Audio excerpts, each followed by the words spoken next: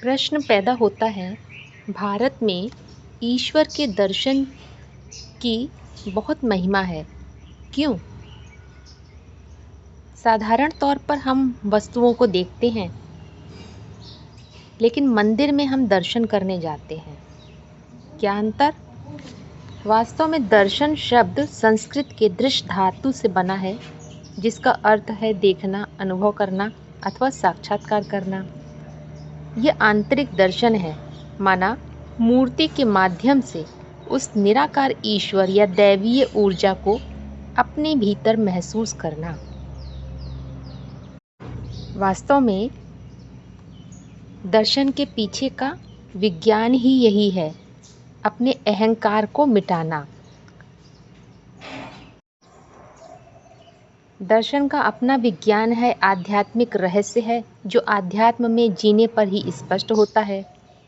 आज के समय में भारत देश में दर्शन मात्र स्थूल नेत्रों से साकार मूर्ति को देखने तक सीमित रह गया है। लेकिन स्थूल दर्शन भी अगर भावना के साथ करते हैं, श्रद्धा के साथ करते हैं, तो वो द्वार खोल देता है मन रूपी मंदिर के अंदर जाने का। मंदिर में ईश्वर के दर्शन के महत्व को स्वीकार करना तो वास्तव में प्रतीक है किस बात का? आध्यात्म में ईश तत्व के जागृत होने का। ईश तत्व माने छठा तत्व, तुरीया तत्व जिसे कहा गया, जिसके आधार पर दर्शन शक्ति जागृत हो जाती है और उस तीसरे नेत्र के आधार पर परम शांति का अनुभव होता है, संतुष्टता का अनुभव होता है। ईश तत्व जागृत होना माना अहंकार का मिट जाना, 5 तत्वों भान से परे चले जाना। क्योंकि ईश्वर का मतलब ही है, ईश माना शासन करना और वर माना श्रेष्ठ। ईश माना शासन करने का विधान, तो श्रेष्ठ शासन करने का विधान आ जाता है जब 5 तत्वों से परे चेतना पहुंच जाती है।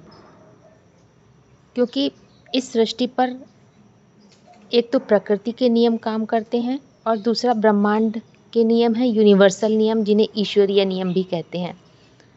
अगर इन नियमों को समझ लिया, उनके अनुकूल हो गए, तो कोई बेआरामी नहीं हो सकती है। ईश्वरीय नियमों में अनुकूलता में जीने की कला आती है आंतरिक दर्शन से। दर्शन का उच्चतम स्तर तब होता है जब देखते देखते भक्त और भगवान के बीच की दूरी मिट जाए। माना भक्त हो गया दृष्टा और जो मूर्ति को देख रहा है वो है दृश्य।